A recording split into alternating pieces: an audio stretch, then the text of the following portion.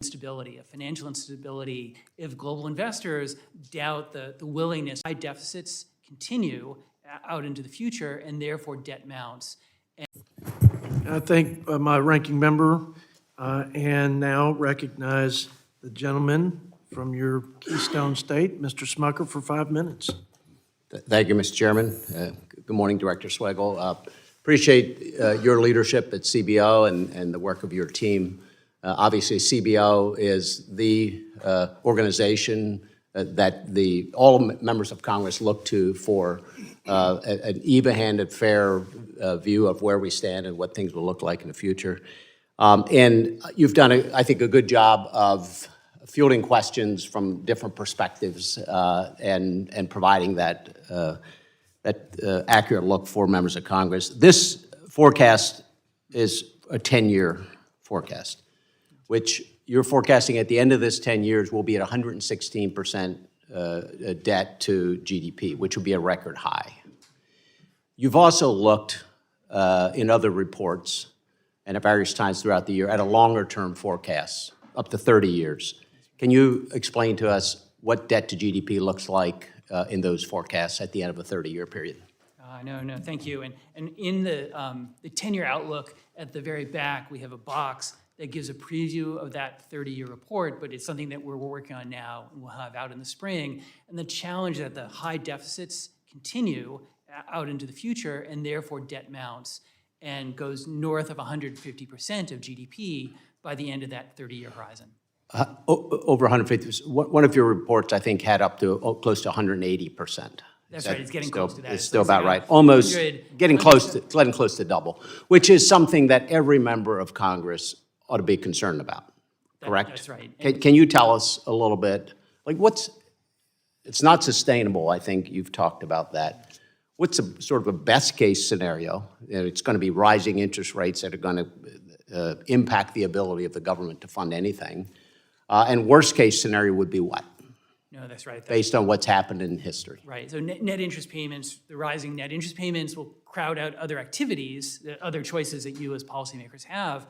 And that the worst case scenario are risks of instability, of financial instability, if global investors doubt the willingness of the United States to pay its debt without giving in to high inflation. And that would be a sovereign debt crisis. That would be a debt crisis or an inflation crisis. Yeah, which would have massive impacts on every American. Do you agree with that? That's right. And in fact, we've seen countries fail in similar situations throughout history. You agree with that? I do. Yeah. So you're the independent voice telling every member of Congress that this is really an existential crisis to the future of the country. Is that correct? No, I think that's fair. And as you said, I would look at other countries that have failed this challenge. Do you think the American people understand what we're faced with? I mean, I'd like to think there's broad awareness that we face a serious problem. The difficulty is finding the way to address it. The purpose, and I'm sorry, I'm doing this quickly, but the purpose of a debt commission, I believe, one of the main purposes is to really explain this to the American people. Do you see value in that? No, I do, explaining the problem and then saying here are the range of possible solutions. Yes, which is exactly what we're hoping to set out to do with a debt commission. Can you explain just for a second what your projections are? And the ranking member talked about Social Security and Medicare as being programs that have been paid into and so in some sense earned. But what will happen with those programs in less than 10 years if nothing is done? No, that's the challenge, that our projections now have the Social Security Trust Fund exhausted by the end of the budget window. And then benefits for all Americans would be reduced, in a sense, by more than 20%.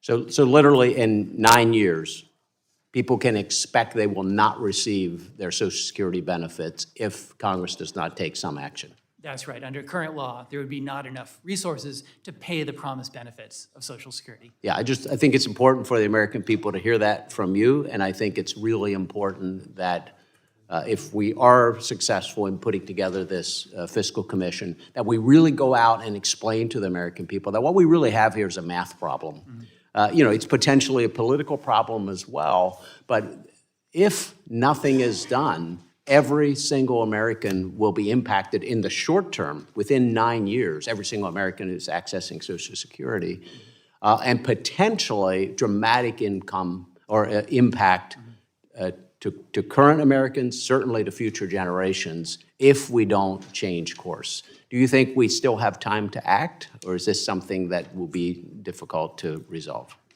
It's, the challenge is knowing when that, sort of that period of crisis comes and things could be stable, and then, interest rates spike, inflation spikes, and that's the challenge. Yeah, thank you. Congress look to for an even-handed, fair view of where we. Other choices that you as policymakers have, and that the worst case scenario are risks of right. Can you tell us a little bit, like it's not sustainable, I For think. the United States to pay its debt without giving in to high inflation. And that would be a sovereign debt. Over 150, one of your reports, I think, had up to close to 180%.